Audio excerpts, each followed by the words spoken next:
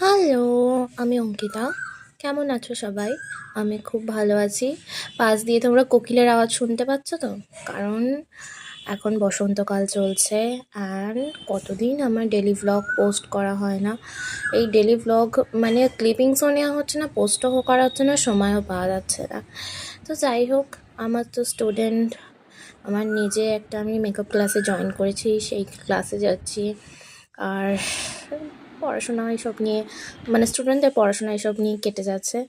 এটা দেখো, এই ক্লিপিংসটা আমি হোলির দিন নিয়েছিলাম, হোলির আগের দিন। এখানে খুব সুন্দর করে হোলি খেলা হয়।